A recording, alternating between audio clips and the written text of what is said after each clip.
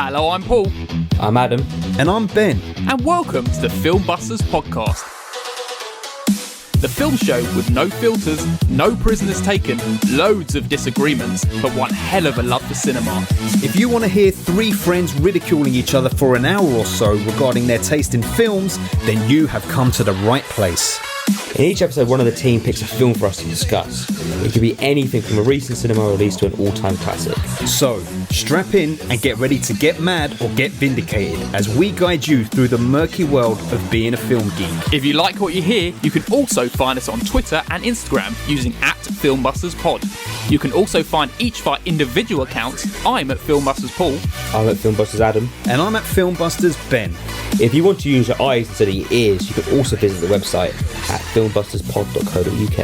And if busting makes you feel good, you can also support us at patreon.com/filmbusters for exclusive content. Alright, can we just get on with this now, please? Filmbusters.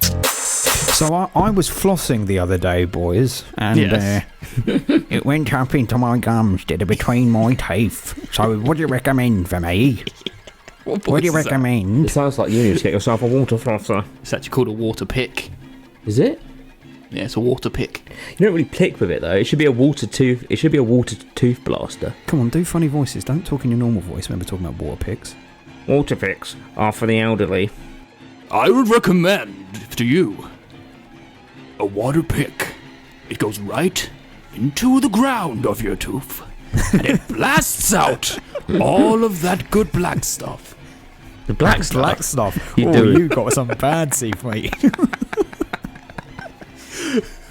Listeners, you'll be confused. We had a great conversation about toothpicks and water picks before we were recording, and we said we should include it in this episode. And it just sounded like a bunch of nonsense to start the episode, I suppose. It did. Let us know what your dental routine is.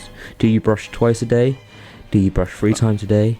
Do you floss? Do you use mouthwash?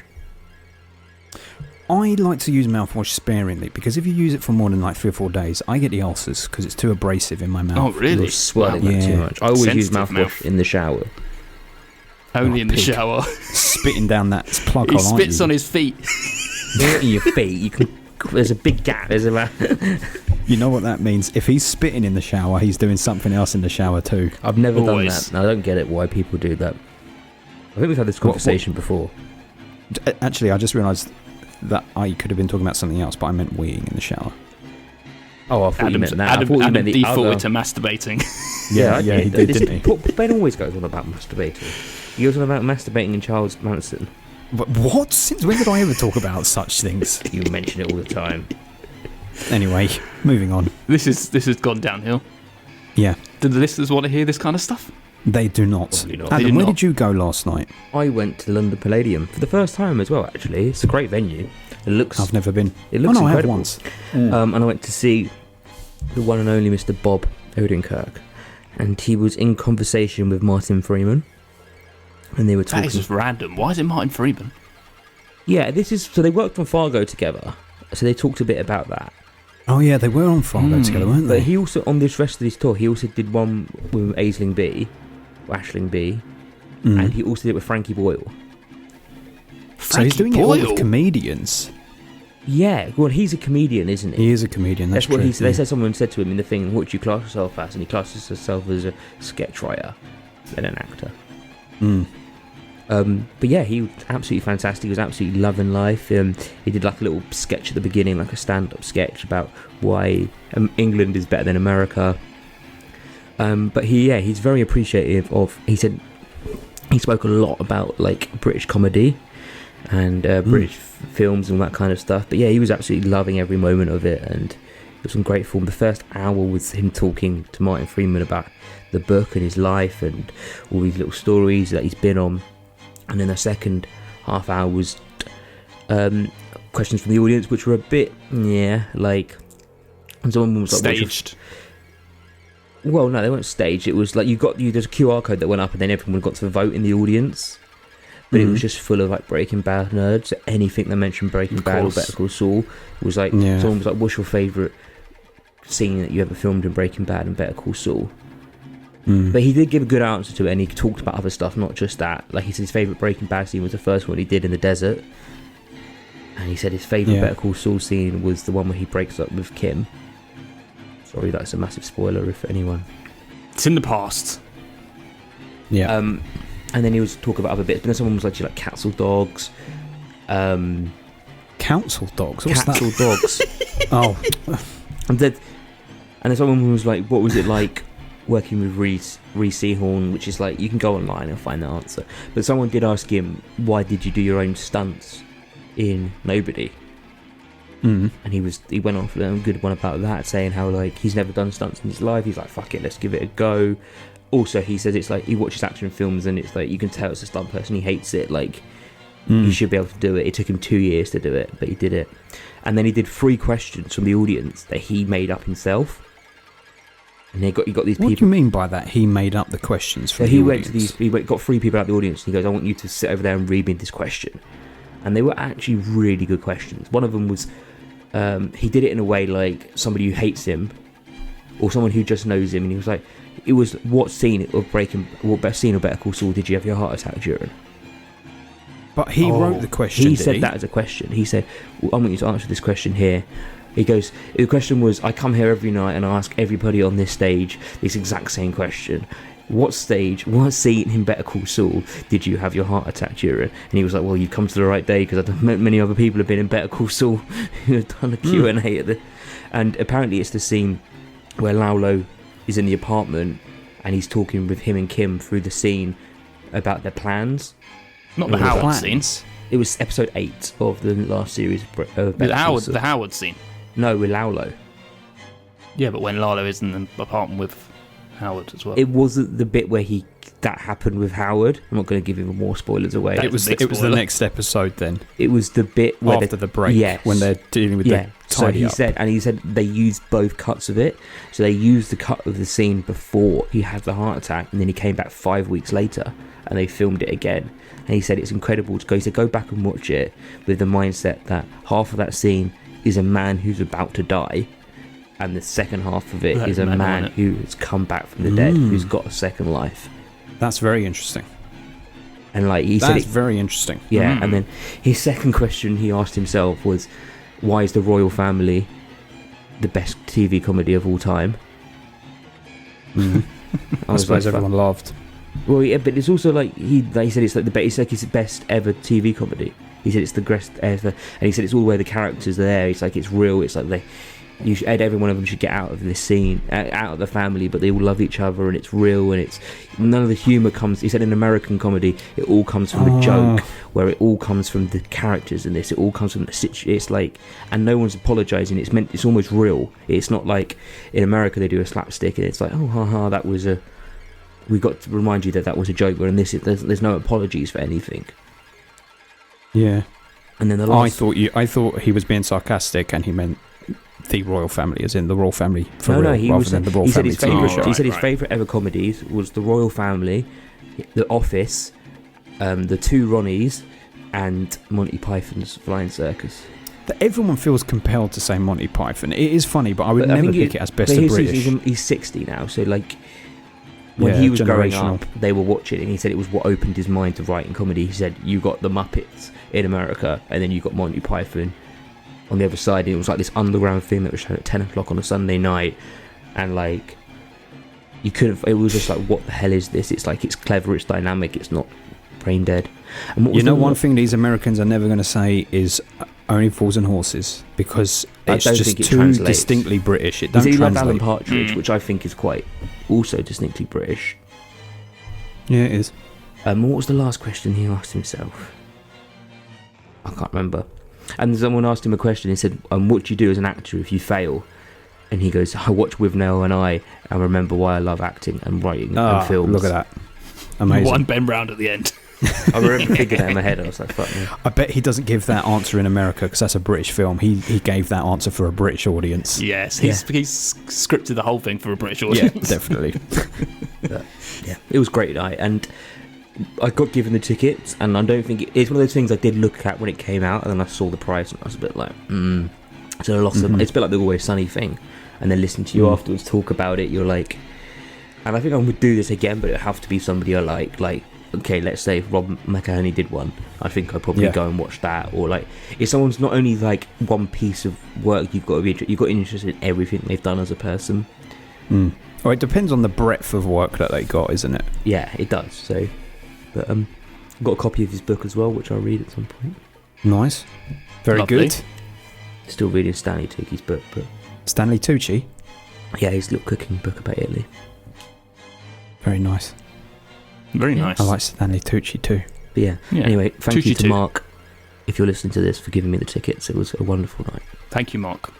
That was a very extended introduction to the That episode was. today. Very Yeah. good. You used up all my Adam's energy. I've been spoken up so since much. 5 a.m, so you spent I all know. my energy now. He's I'm going to gonna have go to nothing to say about Spielberg's feature film debut. Oh yes, Spielberg's I might feature give film you a good. debut. I might be able to give you a good opening, but not a good roundup. Okay. Well, we'll see what happens. Ben, what are we doing today? Well, that's it. We're doing exactly that. We're doing Duel, Steven Spielberg's first feature film. I thought you said Jaws. Duel. They're very, very similar. Duel and Jaws, the you said them very four-letter quickly. words. Yes. Yes, Spielberg, our first Spielberg film, and it's another film in the 1971 round. And we're getting Yeah. close to the end. We've got one more film, and we're going to be capping it off. We're capping it off. Capping One more film after this and capping it off. it off. 1971. That's the year we're in. What a year! What a year. What a What a fucking year. year. I watched a documentary on 1971 on Apple TV once. It was all about music in 1971, and it was quite interesting. I've only just remembered this because it was like the year the Beatles broke up. It was Is a that year right? after the Beatles. I think they might have broke up in 1970. You had what was that Rolling Stones concert where it all went tits up? The Vietnam War was in like high swing, and it was like a change of like the 60s had died. Like 1971 was the year the 60s had died. Like the whole ethos, all the hippie power behind it, and everything became real. It was about war.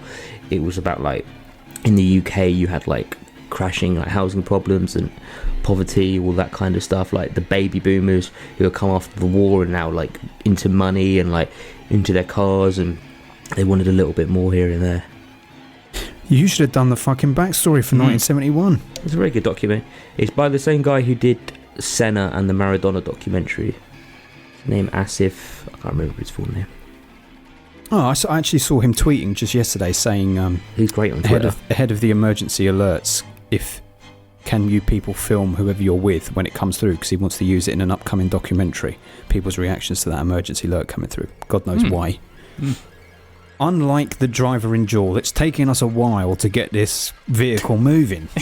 But let's get this vehicle moving before we Yes. have to kick it off with the quiz. Let's just say we've got a Patreon channel at www.patreon.com/filmbusters. We get exclusive content. You can come on the show. You can suggest episodes for us to do. And it's all just very lovely over there. Adam, what are we doing on the Patreon today? We're talking about our favourite times when people have been killed by a vehicle. Or where a vehicle's been used as a weapon. Is that the description you use, Ben? When a vehicle has been used for murder. Yes. Okay. Homicidal motors. Yes, homicidal motors. And it must be said, I picked that Patreon before watching this film. I didn't know if the vehicle in this film was going to be killing anyone or not. I just assumed it would. Right. There we go.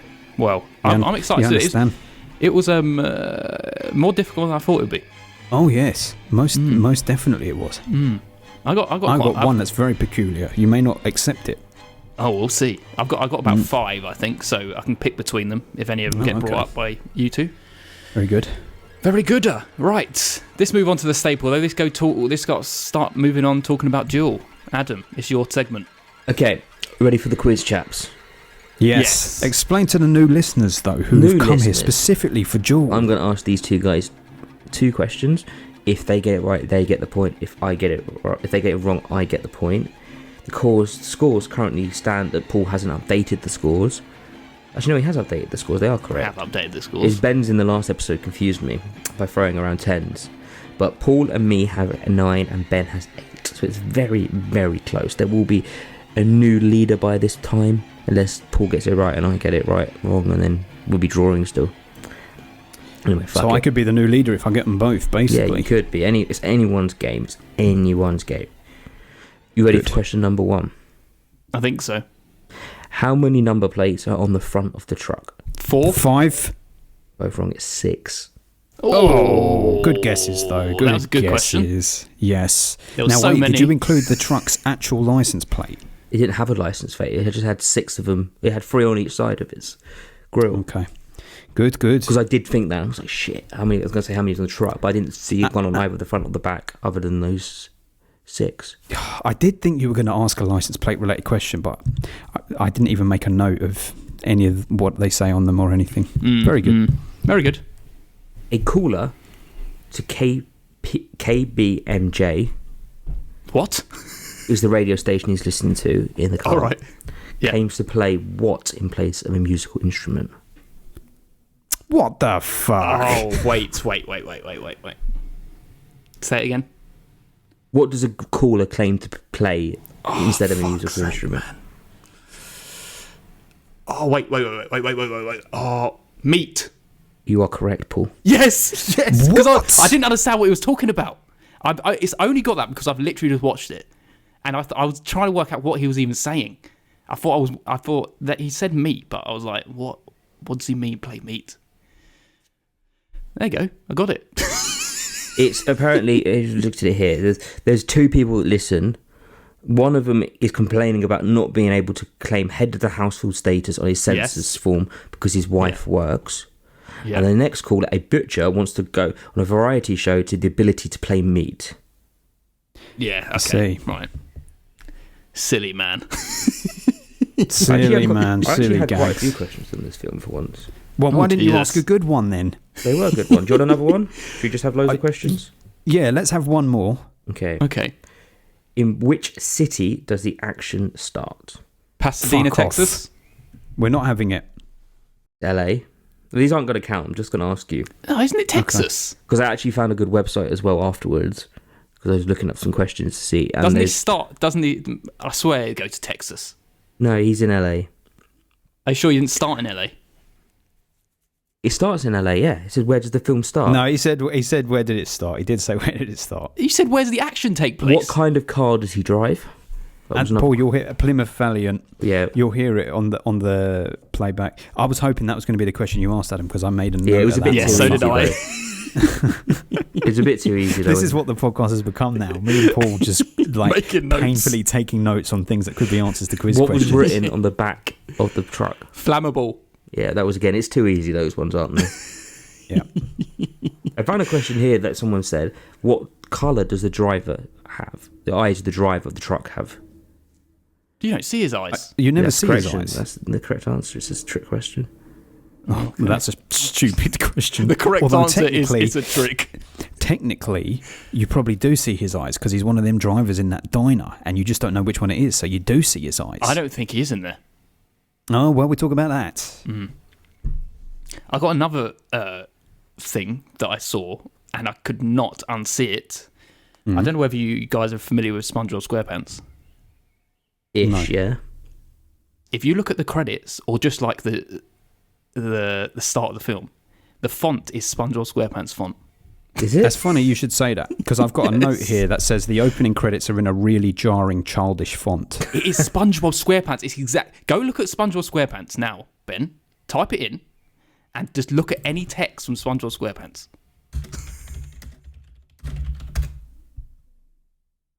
Yeah, you're not wrong. the same. It was jarring. It was strange. Because it's Weird. like, why are you doing this in this grown-up movie? So funny. Anyway, what are the scores? Adam got both of them.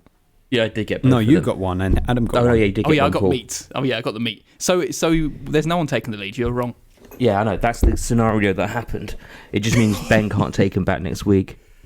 No, but I Pissed. could tie with you next week. Yeah, but no one wants to tie. No, it's true. Well, should we move on to the film? Yeah. Yeah. Let's do it. Operator, I'd like to report a truck driver that's been endangering my life. in that case, I'll have to give you the police, sir. Right, well, give me the police. Sir, which department do you want? Whichever's closer. What number are you calling from? This number is 9821.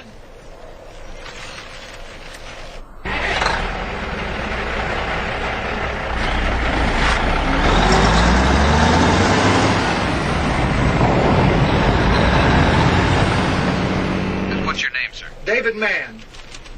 How do you spell that, please? M-A-N-N. That's 2 N's. I'd like to report a truck driver that's been endangering my life. Name again? David Mann. Right, everyone, today we're talking about Duel from 1971 by Steven Spielberg. This is a spoiler episode. If you've not seen the film, we're going to spoil it terribly for you. So you might want to go watch it, then come back, and then we can tell you all about it. There's no one in this film that has been in any film we've done before. Or even Bruce Dern or something like that. Bruce Dern? Bruce Dern wasn't in it. Who was it? Who's in? No one from this film Who's was in in anything famous? we've done before. Where did someone- Bruce no one Dern come famous. from? I don't know why I thought of that, to be honest. And watch a different film. What's a different film? You're thinking of what's his name? The lead guy? Dennis Weaver. Yeah, maybe. Where the hell did I think that from? Anyway, ignore me. I don't know. Anyway, there's no one been in any film we've done before, so Adam, tell us about the plot. This is about a man who gets in his car. He's driving about his normal day. And then he goes to overtake a truck, and the truck don't like it, and they have a little bit of beef.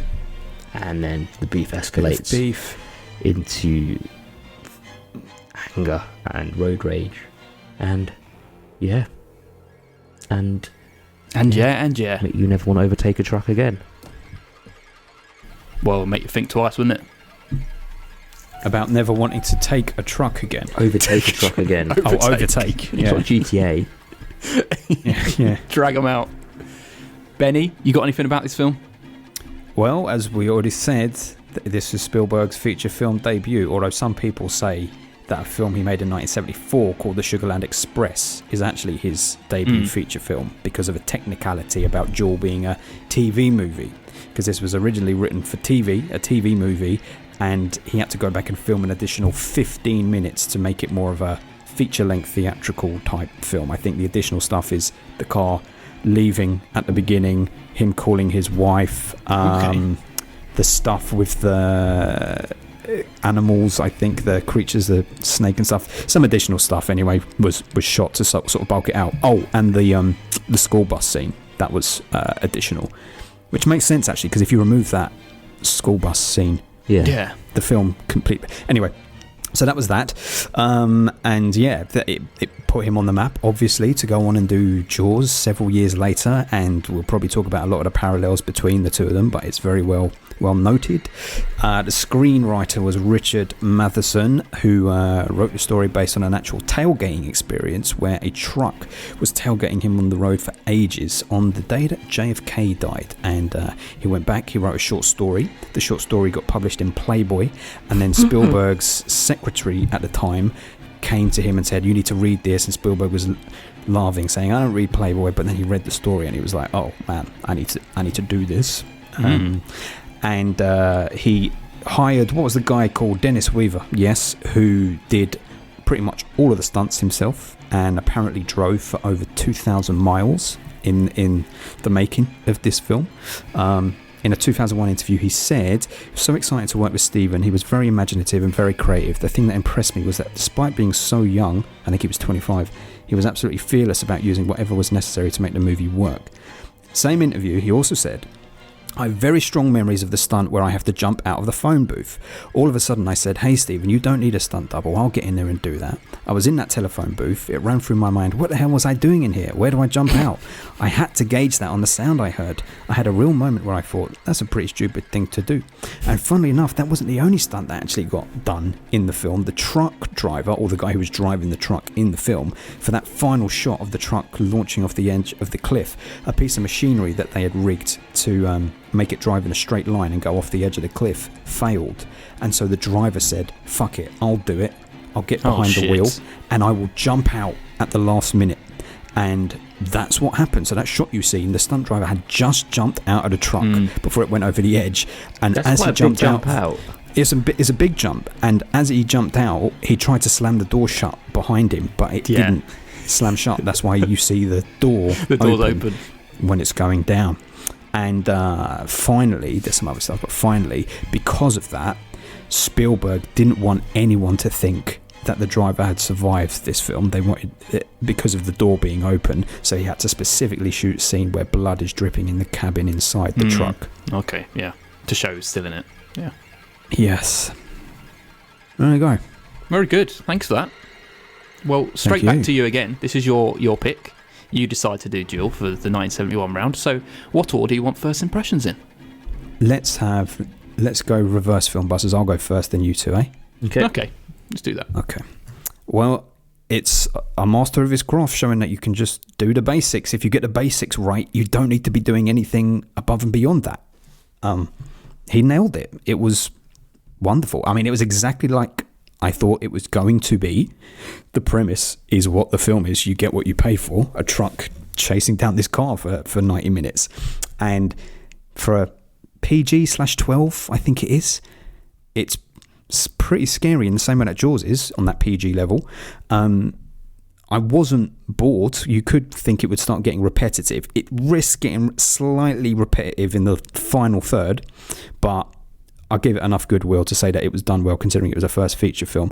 And actually, considering it was made for TV, I thought it was pretty interesting that whether he intended to or not, he put in some interesting themes there about masculinity and what it is to be a man and what you should do as a man and how you should respond in situations as a man. I thought that was quite deep, and it was very compatible with other Spielberg films where it's usually a man in some form of trouble, usually a father figure who needs to reassert himself. But he's not a father figure in here. He's just a man who is weighed down by anxiety and threats and problems and paranoia. And I thought it was a good exploration. I thought the way they shot the scenes of the truck and the car on the road was incredible. Spielberg was doing incredible things in his 20s just to do that. And I really liked the lead guy, considering that they've just got him, really. It's a one-man show for the most part. I thought he was very compelling. He felt very believable. He wasn't just some Clint Eastwood type on the road. He felt very believable. I can imagine reacting that way in that situation as he did. I thought it was a blast. It was a great time at the movies. Great time at the movies. I agree with everything Ben said. I enjoyed it a lot more this time than I did the first time I watched it. I think I appreciated it a little bit more. And again, probably that lens of doing it on the podcast helps a lot. But yeah, it truly is a great film. It's straight to the point, simple, 90 minutes, in and out. Kind of leaves you on your edge of your seat. And it just shows you don't really need to do a lot to make it interesting. It is as simple as a truck chasing down a car. I forgot about some of the stuff that happened outside of it. Like, I forgot about the school bus. I forgot about all the bit in the cafe when he's going round and he's like, but it's that great side of it. This guy is like, his life has been turned upside down for the rest of his life for over the smallest thing. He's never going to be able to overtake a truck again, is he? He's like, I don't think he'll ever drive again. Yeah, I know. He's just like, he's making himself like a complete tit in the middle of a cafe for no reason. But it's a great film. It's so simple, so effective, and it just shows you how good Spielberg really is a director. Sometimes nowadays you think of him, I don't know, as your family friendly adventure guy doing, I don't know, like E.T.'s, and I mean they're great films, but it shows you that he has this other side to him where he can just completely smash it out of the park and do whatever he had. And it's also, I mean, there's so many elements of it just as a it's just so well done and put together, and great film. Great film. Great film. Does Paul agree? I absolutely agree. It's, as you said, it's so simple yet completely effective. And for a debut film, you can already see Spielberg has a phenomenal vision. The placing of the cameras, like the use of reflections in like the side mirrors, the low menacing angles of the truck makes it look like a monster, the roar of the engine, and although it could be seen as like slowing of pace, the scene in the diner, it just works. Like the paranoia mindset we're put in, suspecting everyone in that room, and in his inner monologue, just trying to think, what can I do? And everything feels grounded. We've all been in situations where we could forget ourselves and be blinded and angry with people on the road. This takes it one step further for someone who has the time to fuck with you. It's like, I have the day, I'm going to come fuck with you. And the locations as well, like the deserted, never-ending landscapes, like the bright red car set against the grimy, rusted truck. It's great. It's very solid thriller and a wonderful watch. The only thing I think that holds it back for me from being like iconic, not Dennis Weaver. I think he's great, but I don't leave with anything like quotable or any like amazing scenes I can like always think about. Or a giant love for it. Really, I think it's great, but I don't like think it's fantastic. I love it so much. It's just a very, very good thrill ride that runs at a very economical pace and breakneck too. Yeah, that's my first impressions. The fact that it is so tight speaks to its credit. If it had been 10, 15 minutes longer, it would push your patience. But it is that tight, in and out. Do you want to see a movie about a truck chasing a guy down? Fuck it. Here it is. Bang, done. Like I enjoy, I know you said about him going back to shoot like 15 minutes extra. I think that opening shots are great. I think it adds a lot. Just to have this like, this is my first person view of the car. This is me going down. And then imagine it didn't have that. You would immediately be in the film. Like as soon as you cut to him in the car, it's like that's pretty much when we see the truck. Yeah, it's true. It's like it would have started like that. Yeah. No messing. I mean, I guess that's very TV movie to go like, bang, we're putting you right in it here. But that works. You don't want it to have any more backstory. You don't need it absolutely. to either. Yeah, absolutely. Spielberg used that in Jaws, but the point of view was of the shark. You know, when the shark is in the early bit of Jaws, and it's just moving through the water. It's a point of view shot of the shark. That's why, actually, when I was watching it, I wasn't sure up front whether or not that was meant to be the truck or the car. I wondered if that was the truck leaving. Oh no, I think it was the car because it came out. No, it is the car, but I didn't know. Having not seen the film, I didn't know how big the truck was or anything. So I was kind of like, oh, is this the monster truck or is it the innocent? I think it's a good scene setting as well because you're kind of setting the scene for who this character is. He's a city man. He's from the city and he's going out to the countryside where you don't want to mess with the kind of the local folk kind of thing. And that's what it kind of feels like. He's out of his element in this barren landscape. He is, but he is every man, I would say. Yeah, because it doesn't totally feel like here's a guy who's like Wake and Fright in a way. It's not this guy who's an outsider to this place comes there and underestimates what they're like. This guy should never have been treated as bad as he is in this film. No. Like he should be able to fucking overtake a truck anywhere and not expect his reaction. I know. It's not even slightly acceptable what the fuck this truck driver does, man. But man, I can totally be on the wavelength. I can be the man in the truck, right? I hate when people overtake me. I hate it. Yeah, but if you're a truck, you're slowing it down. He has all rights to overtake you. I know you do, but you still have that kind of thing in the back of your brain, like, who the fuck do you think you are overtaking me? I'm going the speed limit. Right? Oh yeah, if someone's overtaking you and you're doing the speed limit, unacceptable. Yes, I know, and that could be like you could easily put in that mindset, but obviously you're not going to take it so far that you're going to hunt this man down for the rest of the day. No, but that's why this guy. If you've got nothing else to do, yeah. But this guy, he has a job like that. Truck of flammable liquid or gas is meant to be going somewhere. You'd think so. That fucking truck didn't arrive at a depot, and that someone was on the phone going, "Where the fuck is this truck, man?" He had better things to do than delivering the goods. Yes, he did. He was playing his game. You know what I love? Maxie, please don't do that.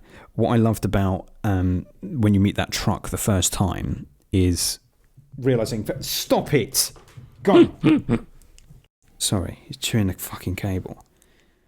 It is... You immediately, when you see it, you're like, we're never going to see this driver. Yeah. I didn't know that you don't see the driver, but I'm like, we're never going to see it because it's so clear that the villain is going to be the vehicle. Yes. And it's like it's presented. Yes. Presented like this big shark in a way. You can't get it out of your head, can you? Knowing that he went on to do Jaws, you see it in that same sort of way, like a big hulking thing that a man is up against. And I also got to say, immediately I went to Michael Myers, because I thought, the truck is the mask. We don't know anything about the man behind the mask inside the truck. And the truck is dirty and grey and like just dark in this landscape, just like Michael Myers' overalls are. All dark and grey and dirty. And I thought it was a great visual. All that smoke pouring out of it as well. Fucking beautiful introduction to that thing. Beast. Yes. The introduction works wonders. Like approaching the back of that truck, the flammable sign on the back, the colour of the truck, the smoke like pumping out of the top of it, and then you get that amazing swooping shot that goes through down across all the tyres and then straight to the front grille of the truck. And it's like, man, that was great. Wonderful shot. Yes. Setting the scene. A great thing, I don't know if he did this intentionally or not, and not to jump to the ending, but the fact that immediately when you see it, it says flammable, it plants the idea in your head, we're going to see this thing blow up, or there's going to be a huge explosion at some point, and it never happens. But it's great because it's like that bomb that you're waiting for to go off, and it doesn't. I guess it works in two ways as well. It's like this is a fiery vehicle, you shouldn't mess with it. Yes. I mean... And he didn't even mess with it. He didn't mess with it. Didn't have to. He overtook him quite nicely, and then the fucker overtook him, and then he pulled into a petrol station to collect his thoughts, and that truck driver's like, I'm fucking pulling in, and I'm honking my horn. I kind of like that, though. It's 100% the fact you don't see the driver, but you don't know what this guy's going through at that certain day. You don't have any backstory. It's like he could have had the worst day ever, and this guy's pushed him over the edge, and this is like the final straw. But I'm glad you don't get it, because it's all like, you don't need it. You do not need it at all. Yeah.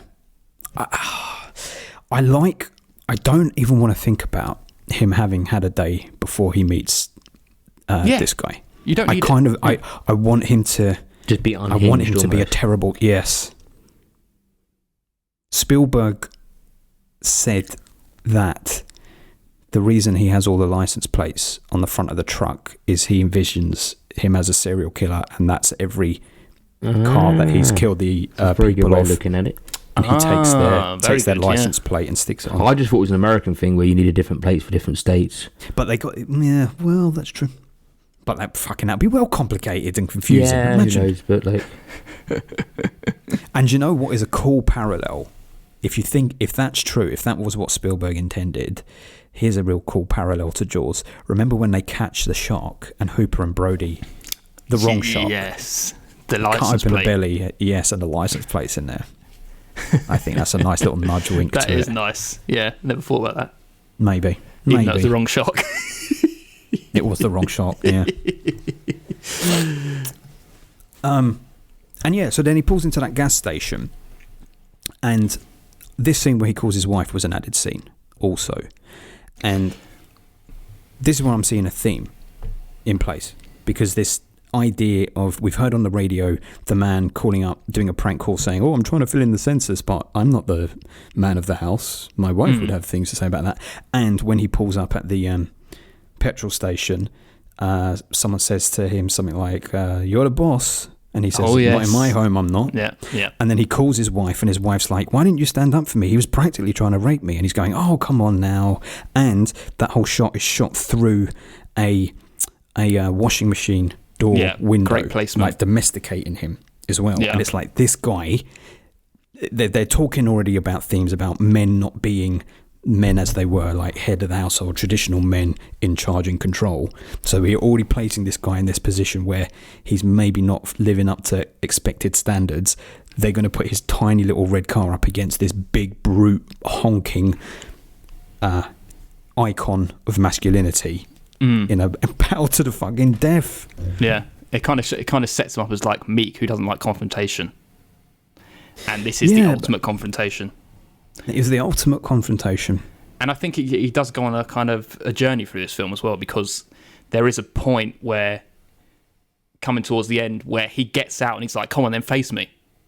Like, get on your feet and come and face me. I don't need the car. But then, what is the lorry drives away. It's like, I'm not facing you on the streets. I know. That's an interesting psychology there, because it's like, I'm willing to be faceless.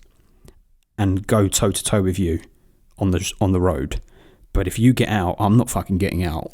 Well, this is if you're comparing it to Michael Myers, so you take that mask off.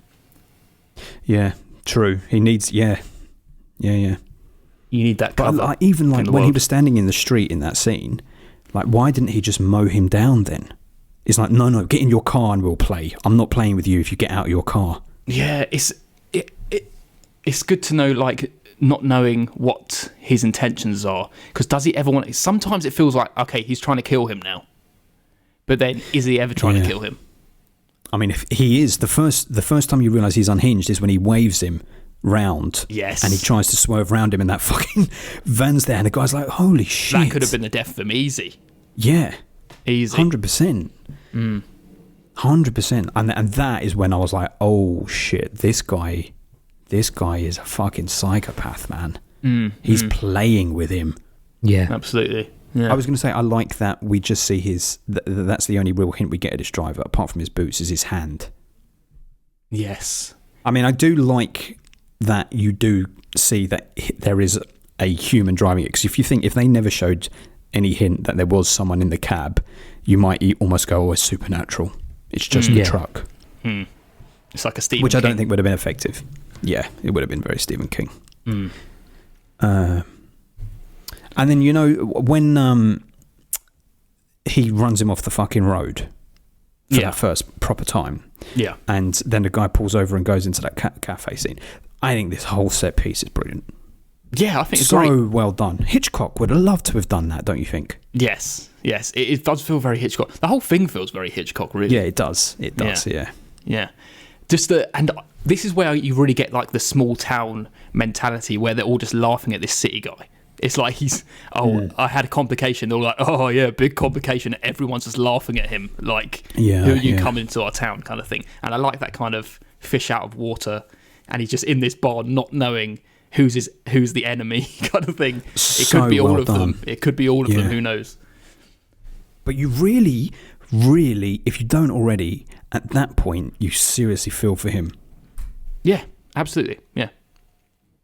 Do you suspect, if you were to look at that lineup of folks in that coffee shop or cafe, is there one of them that stands out to you that you think maybe it was that one? There was one person who did stand out to me, and I think it's this guy. I just don't think he's there. Well, what do you think he did? He pulled up and then just sat. Made you think back. she got in there and then he's disappeared to watch him go round. He's watching outside, laughing at him as he thinks there's everybody in there. Don't you think it's creepier if he is in there though? It'd be great if you could and there's one like little cue where you could actually tell what it is, but you have to really like find it. Yeah. It would be creepy if he's sitting in there. Yeah. That's half the great thing about it, is that you're through this whole segment, you're really thinking, who could it be, and then the fact that he's never there is like even better, because it's like, oh shit, we'll just question everyone and he's not even here, because he is there, or he is, but we just don't know, because there were still men in that place. All those guys at the bar, because you keep thinking like, what the fuck are you looking at then? If you're not the driver, why the fuck you keep staring over at me, you prick? It's just the outsider kind of thing, because they clearly all sitting there all the time, those guys, and they just see this guy walking in and he's crashed his car into a fence. They're like, who the fuck is this? If you're in your local pub and you're just sitting there and some guy's crashed into the fence, you're always going to be looking over him like, who the fuck is this guy? Yeah, that's true. And that just adds to the paranoia of it all. It does. And Spielberg brings in a nice little interesting device here that he hasn't used in the rest of the film, but like a voiceover of him like just talking to himself in a mirror. I did think at first I was like, what's going on? Yeah, I was like, is this working for me? I was thinking about the voiceover. It kind of felt a little bit like, because he goes into the bathroom first, doesn't he? Yeah. And then that's where the voiceover starts, and I was like, this feels like it's added because they want to add a bit of exposition. But then I just went with it by the end. Yeah, I kind of went with it. I guess if you didn't have it, this film would barely have any dialogue at all. Yeah, and that cafe scene wouldn't work without it. It needs his inner monologue to add to the paranoia. And he's constantly questioning himself. I love that. It's like, should I do this? Should I do that? Oh no, because that'll make me that'll just make them think I'm bad. Oh, it make me look like I'm a weirdo. But that's so human. That is such a human thing. Absolutely. Like people, we've all been in scenarios where you're trying to gauge how you should respond to something that's potentially getting escalated, and you think, right, what should my approach be? And we play out scenarios. We're like, do I go in hard with this person? Do I go in soft? But the thing that is very human is when he goes over, like where he plays it out in his head, and he even approaches one of them in his head, and he's almost apologising. Yeah, let me buy you a beer. Yeah, and it's like, fuck, that is a very human thing to do, even sometimes when we know we're in the wrong, to try and de-escalate a situation. And it's a very British thing to do. He knows he's going to lose it as well. Yeah. But I think he does the worst thing he could do. He goes. Well, he does with that sandwich, man. Yeah. Yeah, he just goes, slaps out his hand and says, "Stop it! You know what you're doing." It's like, how do you know it's his guy? Just because you looked at his boot. They've all got fucking cowboy boots on. Yeah, don't mess with someone's food, because that's when you get. If he wanted to be aggressive, he should have just in front of the whole bar gone like, right, whose truck is that? Are you man enough? Yeah. If he wanted to be aggressive, which he isn't. He's not that person, or he isn't at this point in the film. But he should have called him out. Just stood up and gone, "You want to get nuts?" Yeah. But then you know what would have happened? The owner would have gone, "What truck?" And he would have looked over his shoulder and the truck was gone. That would have been good as well. I did think for a long while of the film, I wonder if this truck doesn't exist. But then very, very late on. Scene, the school bus scene was the one where it really... Mm-hmm. Well, someone said, someone actually saw it as well. Yeah, someone said, "Is that the truck you were talking about?" Yeah, it's the bus driver, wasn't it? Up until that point, nobody acknowledges the existence of the truck. I was thinking the same. On the bus driver, I think it was on the scene of the bus driver, where he says to the beginning, "Have you that bus come for us?" He's like, "Oh, we haven't seen a bus." Yeah. Truck. But that bus scene, right, it's very effective for two reasons. It adds children into the mix that you think are potentially going to be attacked, but it also adds that suspense of him trying to get his car bumped from underneath it. It's a bit comical, but it's also like, fuck, you need to get the fuck disconnected from that bus. Absolutely. But what's very interesting is that end is the truck comes back and then it gives the fucking bus a boost. Adds the layers, doesn't it? It's like, what is going through this guy's head? And at that point, I was almost trying to go, like you were saying, Paul, there, I was almost trying to go, hang on a minute, stop, replay. Is there a chance this truck driver isn't bad? And then it's like, I think he's trying to prove that it's it's terrible. him being the twat rather than... He's like, I'm not mad, I'm only mad at you. You're the one who's made me like this. Everybody else I care for them. And also, definitely what it is you were not the children were laughing at you. You couldn't help them. So I came along and I helped them. I'm the man. You're failing in masculinity. That's what that is, isn't it? Yeah. I'm just giving him a nice little push. I thought he was going to mow that fucking bus down. Oh, imagine. When he was giving them a slight push, I thought he's going to push that bus off the fucking cliff. I think it adds more that him pushing the bus along, because it's like, no, my problem's with you, no one else. It kind of directs the anger, like, oh shit, man, this guy's just after me. There's no stopping him, and all I did was overtake him. At this point, right? At this point, if this is happening to you, what would you do? Oh, it's hard, man. At some points, I was like, surely there's a turn off. Yeah, into like civilization, going to a city. But he does that effectively in a bit, doesn't he? He waits in that turn off and he's like, I'm staying here for at least an hour, off you go. And the guy just fucking waits for him. Yeah. It's hard. It's a hard one. I think the only thing he could have done at that point, but then you wouldn't know. You would think that he'd have better things to do. But he could have just turned around and be like, I'm just not going to my destination. I'm going back home. Fuck it. But even there, he's still going to follow you home. He doesn't care where you're going. Yeah, it's hard. It's hard. It's like, and you feel at every point, it's like, how can he get out of this situation? Yeah, this guy's hunting him, and there's nowhere to go, and you're just in the middle of the wilderness. It's like he can see you for miles and miles where you're driving, and you're going to be found. It is like he just knows. Like the truck driver is like Michael Myers. He knows where you are. Smells that blood. And yeah, he smells that blood, man. This is the point, though, from kind of like here towards the end of the film, where this is where I kind of started dipping a little bit, because I was like, right, now we've established everything. We know exactly where everyone stands. We've seen all these confrontations on the road. What are you going to give me that's new? And it was still an interesting ending in the lead up to it. I mean, the 20 minutes leading up to it. But it did at times feel like a little bit like, yeah, we know now. Like even when he was waiting next to that train, you knew that when he carried on driving, he was going to find that fucking truck again. Yeah, yeah. And I think it does kind of, just as they're doing when they're trying to drive uphill and it's a struggle. It's like, okay, yeah, come on, yeah, we've seen this enough now. Just carry on, get to a new point. But they seem like they're driving for ages. It ran too long, didn't it? Yeah, just a tad bit too long. But we do get that bit with the OAP couple. And they're just like, stop it, do not help him, just drive on. And that's another thing, the woman's in charge again. Yeah, there you go. Women rule the roost, mate. Women rule the roost.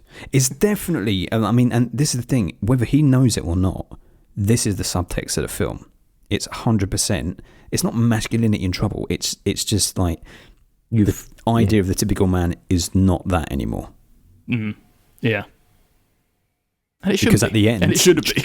It shouldn't be, no. And that's why it's good at the end that the truck driver and the truck die, because it's like death to this literal toxic, horrible, disgusting masculinity. This guy, who represents a new form of it, wins, as it fucking should. But I also kind of like when he's just sitting on that hill and he's laughing, but then his face kind of drops and like, man, I just pushed it to the fact where I just made this guy kill himself.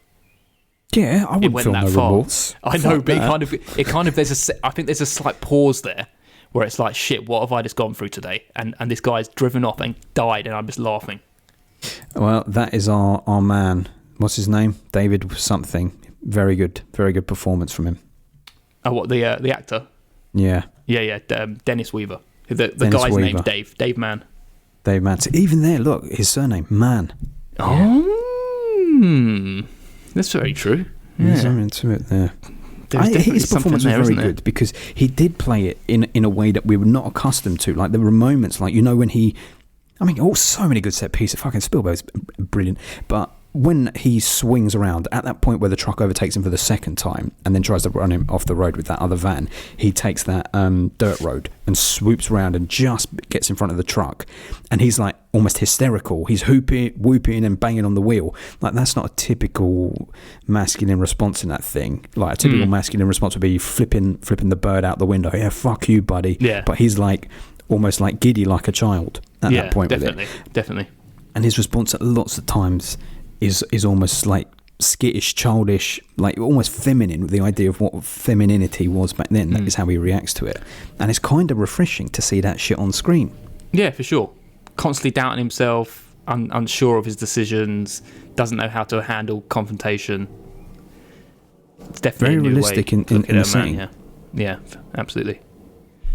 And I do enjoy the fact that this guy is so like spearheaded towards where he's going. This truck driver. The only time he involves another person is when he's mowing over that woman's snakes. Like driving, circling. It's like, this poor woman's snakes, man. This is her business. Yeah. Snakes. Like getting her involved. Well, fuck snakes. You say fuck snakes, I say fuck tarantulas, mate. Yeah, that was on his leg or his arm, wasn't it? I know, and he actually knocked it off with his hand. I'm like, oh, mate, I would be paralysed with fear there. Would you leave it on your leg or would you push it off? I'd be dead because the truck driver would have driven over me because I wouldn't have been able to move. They're so furry. But even then, the woman seemed more angry at the guy, at Dave Mann, than the truck driver. Because it's almost like, oh, you brought him here. It's like, this is a psycho truck driver, mate. That is the moment, though, isn't it? I think that's the moment where you're like, this guy is out for blood when he drives to that phone booth. Yeah. It's like, this guy, does he know where he's going to get out in time? It's like he's driving fast at this phone booth. Yeah, he wants him dead there, that's for sure. That's for sure. He wants him dead at that point. And I agree, like, it does show how good Dennis Weaver's performance is here. It all does rely on him. Everything is on him. And to get all the emotion, to get all the paranoia, to get all everything you need is from his performance. Well, again, the suspense is to be created by Spielberg. Yeah, just absolutely. as The much camera as angles and also the music and everything like that, and building the scene. But if he was some shitty actor, it wouldn't be to the level it is. No, If you have anyone who's not charismatic in that role, you're struggling. If you had Adam Sandler in that role, Oh my be god, fair- this guy chasing me. To be fair, in Uncut Gems, he created some good suspension. No, but Spielberg was picking actors. This and Jaws, same sort of thing. An average real guy, people. real people, exactly, put into this position of threat, rather than anyone who's more typical manly. And I think a lot of that has got to come down to how Spielberg viewed himself and Luke. Considering that him and Lucas were considered like the oddballs in Hollywood at the time, they probably, and he would have looked around at his companions, his other filmmaking people, and been like, yeah, I am I'm the geeky Jewish boy who doesn't really have friends, or I don't do what everyone else is doing, a little bit of an outsider. I think everyone can relate to that sort of feeling at some point, and I think that's probably why he puts, in these early stories at least, those sort of men on screen in these positions where they're threatened by something that is really like emasculating. unstoppable force. You could call the truck a big massive phallus, like the shark is a big. When I was at uni, my lecturer was like, that's what Jaws is. It's a huge fucking phallus that is attacking this man, and he feels emasculated, so he needs to destroy it. No, Jaws. Oh, okay. Sorry, But you could say the same with this truck, right? Look at the shape of the truck. Yeah. Iconography. It's my same lecturer who told me that E.T.'s finger was phallic imagery as well, because it heals the power of the phallus to heal the wounds that haven't been healed. Jesus. Psychoanalysis. Don't want to think about Psychoanalysis, baby. E.T.'s finger pointing at Elliot. No, these phallic imageries. There's the one guy called Keys in it as well, and the shots of the keys are at his hip. The shot of the keys are at his hip. In E.T. Oh, in E.T. Before you see him, he's called Keys in the credit. Anyway, forget it, because keys go into holes and anyway. Right. All that sort of nonsense. Did you think? Were you reminded of Sorcerer while we were watching this? It's inevitable, isn't it? It's like, just the beast of the truck. Yeah. Yeah. Funny that we should have Unstoppable. covered two films that focus on trucks in such a way. And the fact that it's this explosive kind of truck as well. It's flammable. You feel like it could blow up at any moment. Yeah. You could put them two together as well. I love that shot of when he's been sleeping next to the train, and you get that light-hearted relief of him laughing in the car. Then he drives off down the road, and not knowing what has happened, this massive skid in the road, and then it pulls back, and the truck's there. Yeah. It's like, yeah, it's great. This skidding like, "Arr!" You just see the whole car just skidding around the corner. It is great, but it's inevitable as well. Like I was saying, you know that was going to come, but Yes. it's no less effective when you do see it. I think that's why it works, because you expect to see it, but you don't expect to see the skid before you see it. No, that's true. So it works in that way. That's true. Sorry, I'm just giving my little kitty a kiss because he's come up. He was sick. You're feeling bad. No. You come for the kiss. I do love at the end as well, where the fact that he's waiting there and that prolonged shot, looking over the cliff edge, looking at the truck, and it's like it's still moving, and he's waiting till there's no sign of life. He's waiting for all the wheels to stop. It's not waiting for a person to die. It's waiting for the truck to die. That's it. Exactly. And inside, you never see the person. You just see the truck dripping with blood. It's like, this truck's dead. It's been wounded. And it's so good. It's incredible that they only had one shot to get that truck going off the cliff edge, and it looks so spectacular. You couldn't have crafted it better. I know they do it in slow motion, but it does look like a fucking face when it plows off that edge, and the fact that it lands on its back and everything. Apparently, the studio or whatever, the bigwigs said it needs to blow up. It needs to blow up at the end. And Spielberg said, if you want it to blow up, you get someone else to direct that, and you take my name off the film. He said it has to feel like a sense of payback for this guy. It, like, exploding is too quick. We need to see it slowly die. Yeah, that's good. That's good. Yeah. Also, it's like the whole thing of it's not actually flammable. Yeah, that is the funny thing. It's not flammable at all, is it? The thing he was thing you were most scared about initially was actually it was just like a big it's not actually there. There you go. That's another thing about men. All these so-called tough guys who walk around, go, "Oh, I'll bust you up, mate, bust you up," and then actually they're a whole lot of nothing. The shit that those who shout the loudest about what they are rarely that thing. Yes, exactly. And you just see this, instead of it blowing, you just see this a literal corpse at the end. Yeah. It's not just this explosion. It's like it's just something dead that's just stopped breathing at the bottom of this cliff. Yes. Defeated. It's a shame that I read that, because I didn't realise that dripping in the cabin. I just thought it was oil or something. And apparently it's the guy's blood to show that he's dead. That's what Spielberg has said. But I was thinking before that, not that necessarily that I want it, but if you didn't see that guy die, there is an incredible potential sequel out there, right, of that truck driver. I know he would be 50 years older, but we don't know. He's timeless anyway because we don't know who he is. And that man meeting again on a road somewhere. Imagine Spielberg making that film now. The trouble is he would not be able to resist the temptation of throwing shitloads of money at it and making it big and epic on scale, and that would take away from it. It needs to be stripped back. Tarantino with Reservoir Dogs. Yes, which I heard the other day he's considering remaking as his final film.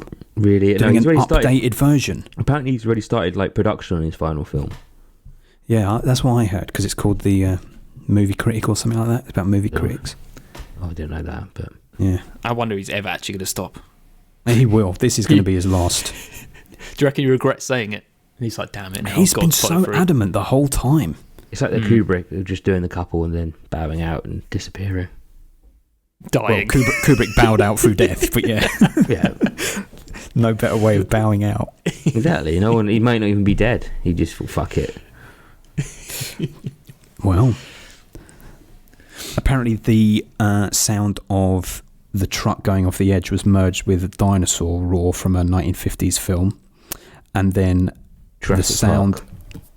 Well, he hadn't directed Jurassic Park yet, and then the sound of the truck going over the edge was merged with the sound of the shark being killed at the end of Jaws. Yeah, Interesting.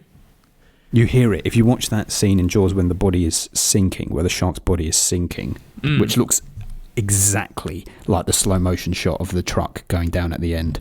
Yeah. You can hear a sound which is like, it's otherworldly, but it makes sense when you consider it's a truck / dinosaur. You're looking at a monster. Yeah. And speaking of sound, when we see the old couple and they're like reversing away because the truck's coming,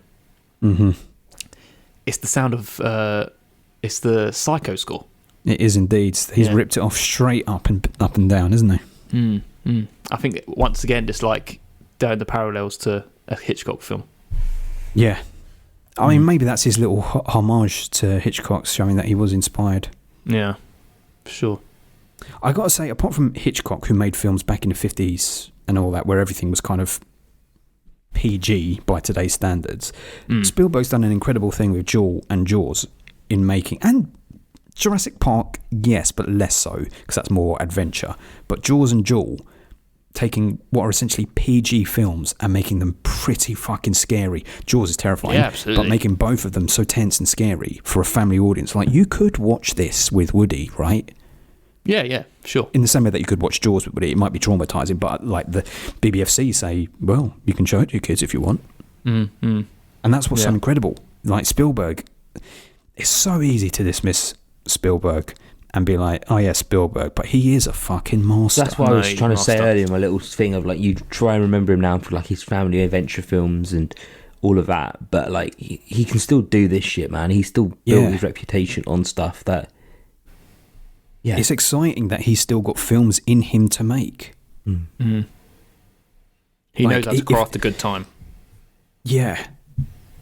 Like, you think in this round we've had Kubrick and Spielberg, two directors who have completely like made ultimate films in the genre for both of them. Like Jurassic Park, in terms of like a action adventure thriller, not even action adventure, I don't know what you'd call that, to be honest. It blends a bunch. Merge, isn't it? Yeah, it is a bit of a merge.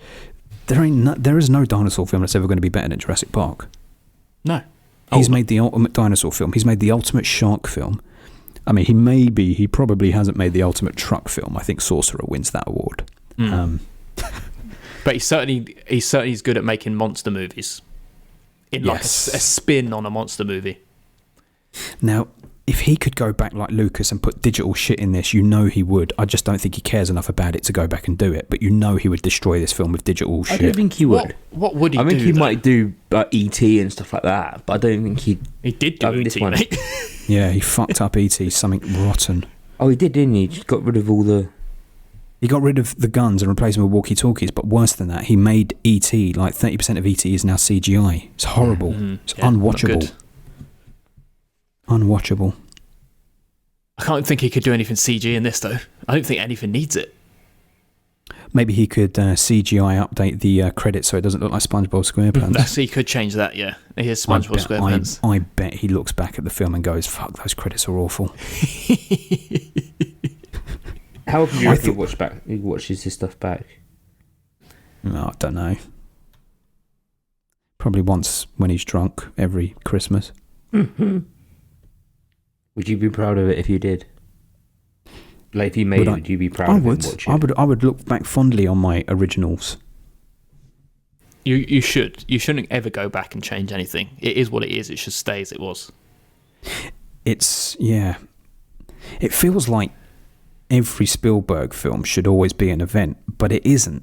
Like he's held to such a high standard, but he's still, in recent years he's come out with stuff which may be very good, but I don't know. Low like, key what's that? More days. It is low key. Like Fableman's, I'm really looking forward to it, but I know that's biographical, so it's not going to be quite the same. But like, what's that one that he did recently? Like things like The Post and Bridge of Spies, these Tom Hanks type films, which are like they don't really. They're not feel event like movies, are they? No, they're not. And it's not like you've just got to make a big spectacle, but it feels like Spielberg, I don't know, he shouldn't go in that way. I haven't seen him, so I can't really comment. He does movies like, back in the day, you'd imagine Get Free with the Paper. There you go. There you go. That's exactly how you describe what he does now. Mm. Especially when you're thinking like The Post and stuff like that. See, it's interesting though, like he also did like fucking Lincoln, which was just such a bore. Like no one can deny that he did a big epic. Oh mate, it's just 3 hours of fucking boring nothing. Weird. But we're a big fan of Spielberg in this house. We respect Spielberg. We put a lot of stock in his name, don't we? Yes, absolutely. And this is a good one. It's a great one. Nice one to do on here. How did it feel? Here was something that I was thinking though when it ended, and it feels right that it was a TV movie originally for this reason. Rewatching this, did it have much rewatchability factor? Yeah, I think it did. Yeah, in my point of view, you still get the thrill of it because even when you're watching it for the first time, you kind of have an idea of where it's going to go. Yeah, because it is a big. That Spielberg loves the blockbuster. He wants to have a hero in the end. So yeah, you kind of expect it. So you still get the same thrills out of it, I believe. And Adam said he liked it more. Oh, sorry, is that what you said, Adam? Yeah. On the rewatch. Yeah. Yeah, I appreciate it more. That's good. So yeah, I would recommend going back and watching it again, Ben, in the future. Well, I will do that. And by the way, Paul, you said that there was no quotes in this. There are two great ones. Number one was when he gave him the road and he said, "I gave you the road, why don't you take it?" I liked that. Never heard that yes, good. term before. And the other one was when the guy waved him past and he goes, "Well, it's about time, Charlie." I like that too. Very good. I hope you use them in your everyday life. Oh, well, I will use them in my everyday life. Beauty. Shall we do scores? Let's do scores. Yes. Well, it will come as no surprise. I think even if I didn't know what you boys gave it, I'm pretty sure we're all aligned on this. It feels like this kind of film. It's a strong and steady 8 out of 10 for me. Yeah, you're correct. It was a 7 before, isn't it? No, it wasn't 8. It's still an 8. Sorry. Well, there you go. Across the board, 8 out of 10. Absolutely. Yes.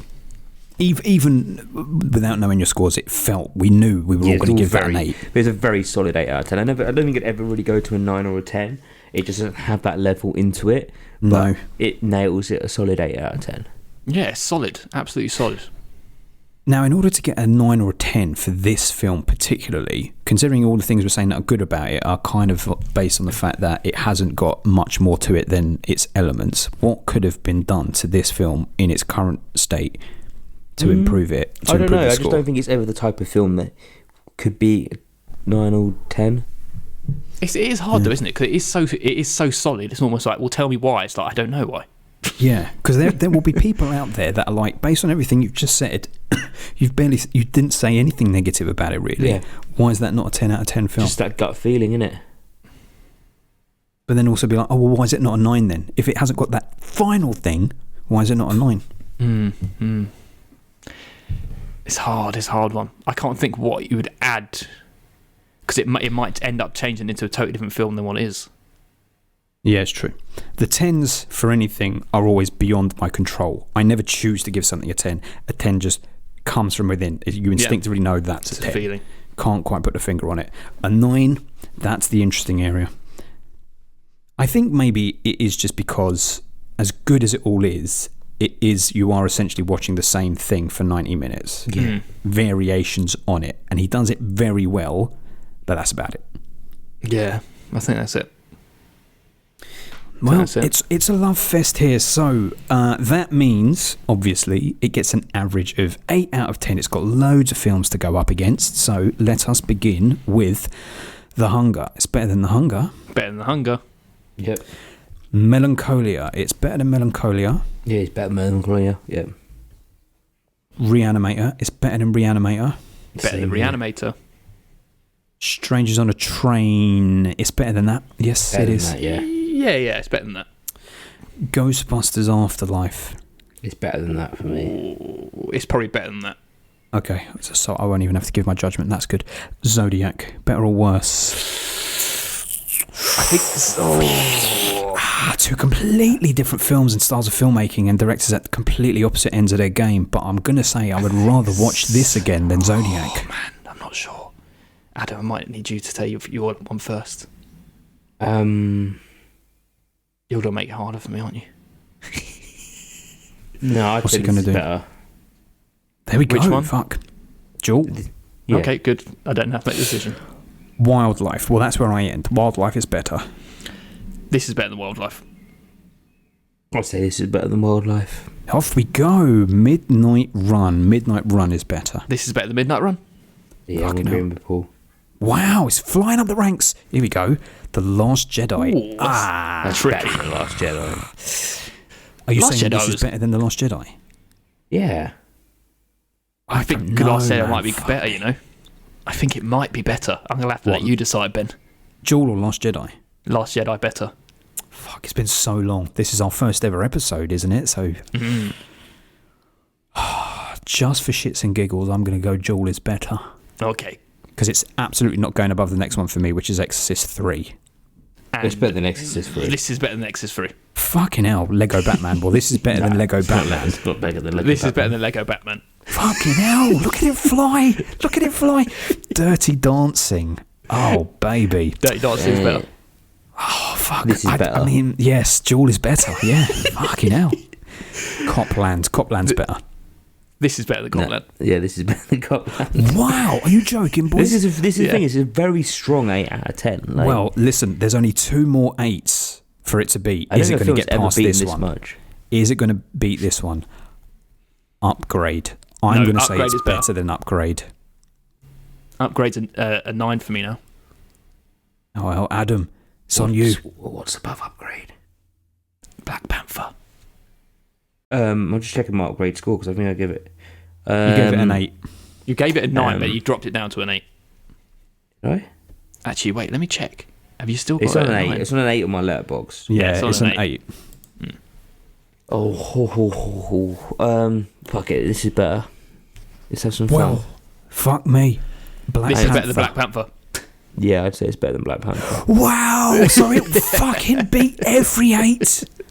Duel There you was like go. that truck crashing through all of the cars in front of it right to the top of the back. Can you believe that? It did well. I mean, I absolutely, I'm going to Like a say big this now. phallus. It went all the Big way to phallus. the top. It's actually nice for films to beat them because it has taken so long for films to actually go high up these rankings. Yeah, It it's can normally true. be about 2 or 3 and then it gets stuck behind something, even though it's better than the films 3 or 4 above that. But I mean, that's just incredible work from It's where Joel. the system works, guys. we'll bring up Mr. Spielberg. We'll let him know. Yeah, let's call Mr. Spielberg. There is recency bias on this, which I've realised is a thing. Yeah, of course. And, you know, if we'd watched any of those films that we've just said it's beat now reckon it maybe and watched Upgrade Joel was- 5 years ago, it would be different. Upgrade is tenuous, it's true. I reckon that was the one that I reckon might have swung it around, but maybe a Last Jedi. But It's a democracy between us, though, and that's the way it goes. Top of the eights. It's fun to well shake it up. done. Wow, Yes. we were. Look at that. Fantastic work from Joel. Beauty. And it's Well done, Spielberg. Spielberg. Whoever doubted him? Whoever doubted him? So that's the end of the episode. So now we can talk about what we're doing on the next episode. That's a patron pick, isn't it? yes, it is, and we have one from someone else who's not suggested a year jumping into this year because they found a film they wanted, and that person is Nerd Revert, and they want us to watch a film called. Should I give some? I was going to give a little shitty riddle. What is Go your on, shitty do riddle? a shitty riddle, yeah. It's a country in Europe. Yes. Let's do your Plus- riddle for the next words. What happens when you hold hands? Oh, how sweet. Is that what you're going to leave it as? We won't say what it is. Yeah, should we actually do that? Yeah, don't say what it is. Very good. Yeah. Okay. Yes, this is his second pick. He initially he kicked off a round with the game. That was a long, long time ago now. Doing whatever film you just The riddled. country in Europe, the language they speak, plus holding hands. Yes. Yeah. Exciting. I'm looking forward to doing it anyway. And that's the end of the episode. We're going to go do our Patreon now. Yes, we are. Yeah. We're going to talk about murder, weapons, and vehicles. Yes. Murderous The vehicles. Aquila murder. Murderous vehicles. Murderous vehicles. Well, come and check us out at www.patreon.com/filmbusters. Otherwise, we'll see you on the next film. See you which on the next I'm sure film. you've worked out. Yes.